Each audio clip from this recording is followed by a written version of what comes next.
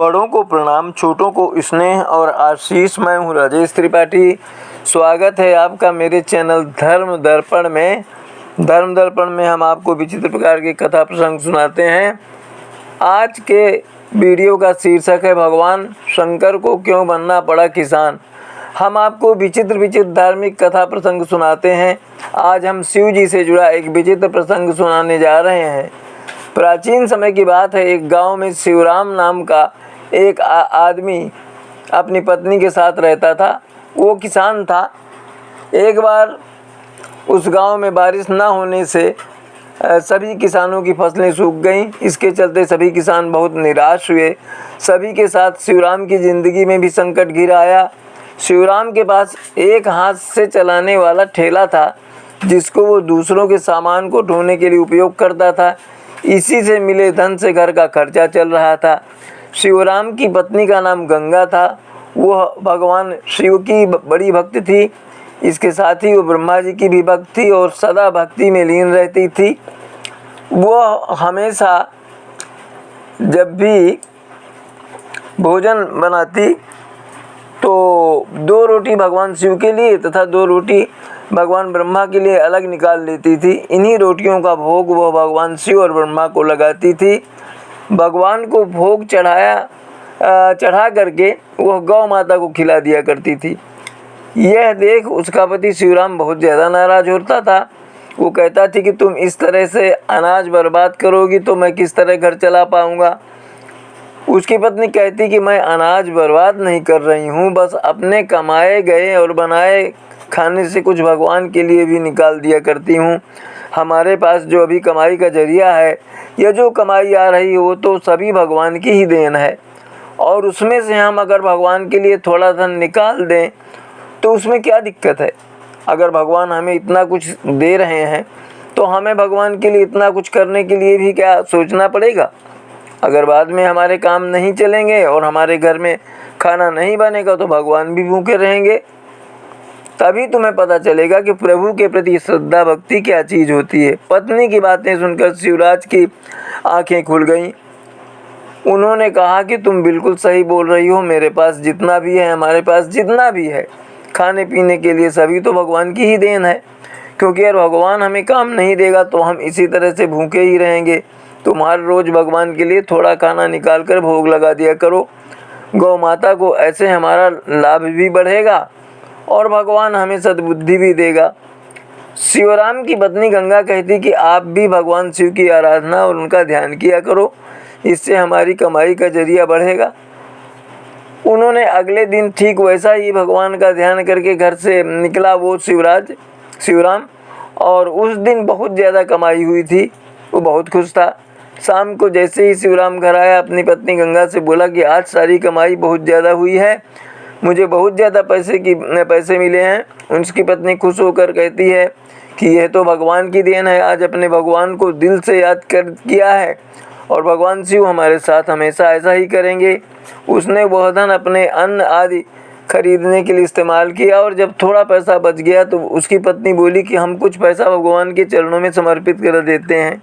उन्होंने कहा कि हम इसमें से कुछ पैसा निकालकर मंदिर के पुजारी को दे देंगे, जिससे वो भगवान की सेवा में इसका उपयोग करेंगे। इसमें शिवराम ने भी अपनी सहमति जताई और कहा कि तुम सही कह रही हो। आखिर भगवान के नाम से हमें इतने सारे धन की प्राप्ति हुई है। एक दिन की बात है, शिवराम किसी तरह से कहीं गया हुआ था अपने कार्य करने के लिए, और जब वो अपने घर लौटा तो उसकी तबीयत बहुत ज़्यादा खराब हो गई। उसकी पत्नी गंगा ने जब उसके सर पर हाथ फेरा तो देखा कि उसे बहुत ज़्यादा बुखार है और दवा की ज़रूरत है। उसने तुरंत ही अपने पास के डॉक्टर को बुलाया और कहा कि मेरे पति बहुत ज़्यादा बुखार है, उनको बीमार हैं, उन्हें ऐसी दवा दीजिए जिससे इनका स्वास्थ्य सही हो जाए। डॉक्टर ने कहा कि बड़ी समस्या है, इन्हें बुखार काफ़ी ज़्यादा है, इन्हें ठीक होने में 1 महीने लग जाएंगे। ये सुनकर दोनों पति पत्नी बहुत चिंतित हो गए। अगर 1 महीने तक इनकी तबीयत खराब रही तो घर का खर्च कैसे चलेगा। आखिर 1 महीने तक कौन कमा कर लाएगा और उनका घर चलाएगा, क्योंकि उस साल भी बारिश नहीं हुई थी और उनका खेत अभी तक सूखा ही था। इस कारण से फसल भी नहीं बोई गई थी और तबीयत खराब होने के कारण वो बाजार भी ठेला लेकर नहीं जा सकता था। ऐसे में उसका रहन सहन बहुत मुश्किल होने लगा। 10 दिन बीत जाने के बाद शिवराम ने देखा कि उनकी तबीयत थोड़ी सही हो रही है, लेकिन फिर भी अभी तक वह चलने की हालत में नहीं था। उसने सोचा कि मैं खेत भी नहीं जा पा रहा, खेत सूखा पड़ा है, पता नहीं आगे की ज़िंदगी कैसे चलेगी। शिवराम की यह हालत भगवान ऊपर से देख रहे थे, क्योंकि शिवराम की पत्नी गंगा और शिवराम भी अब तक भगवान की बहुत भक्ति किया करते थे और वो हमेशा भगवान के लिए कुछ ना कुछ भोग लगाया करती थी। शिवराम की पत्नी भगवान शिव बहुत ज़्यादा चिंतित थे कि वो शिवराम की मदद किस प्रकार से करें। एक दिन की बात है, भगवान शिव ने ब्रह्मा को बुलाकर कहा कि हमारे भक्त का हाल बहुत बुरा है, हमें उसकी मदद करनी चाहिए। उन्होंने कहा कि वह तो अभी बीमार है, चलो ऐसा करते हैं कि उसके खेत को जोतकर फसल बो देते हैं, इससे ढेर सारा अनाज पैदा होगा। इसे देखकर शिवराम बहुत खुश हो जाएगा।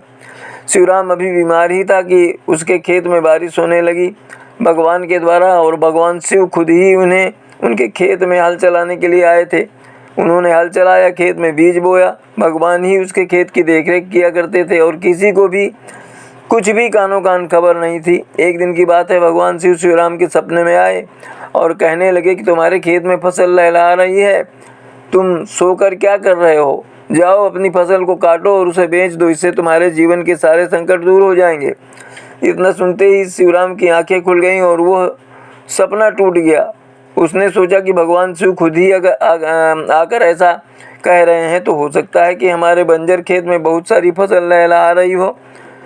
उसने सुबह होने का इंतज़ार किया और दूसरे ही दिन अपने खेत पर गया तो देखा कि खेत में फसल लहलहा रही है। अब शिवराम और उसकी पत्नी गंगा दोनों फसल की कटाई करते हैं और बाज़ार में अच्छी कीमत में जाकर बेच देते हैं। इससे उन्हें बहुत ज़्यादा धन मिलता है। शिवराम गांव का सबसे अमीर किसान हो जाता है। उन्होंने साफ मन से भगवान की आराधना की और उन्हें बहुत बहुत धन्यवाद दिया। तो ये है प्रभु शंकर की कृपा कि वो अपने भक्त के लिए उन्हें किसान भी बनना पड़ा। तो आज हमने आपको ये प्रसंग सुनाया। इसी तरह के अन्य धार्मिक प्रसंगों के साथ या रामायण की राम कथा के वीडियो के साथ अगले वीडियो में आपसे भेंट होगी। तब तक के लिए आप सपरिवार सुरक्षित सानंद रहें, स्वस्थ रहें, यही हमारी कामना प्रभु से प्रार्थना है। इसी तरह हमारे चैनल धर्म दर्पण का समर्थन करते रहें, इसके वीडियो लाइक और सब्सक्राइब करते रहें चैनल को। आज यहीं तक, मिलते हैं अगले वीडियो में। तब तक के लिए नमस्कार, प्रणाम।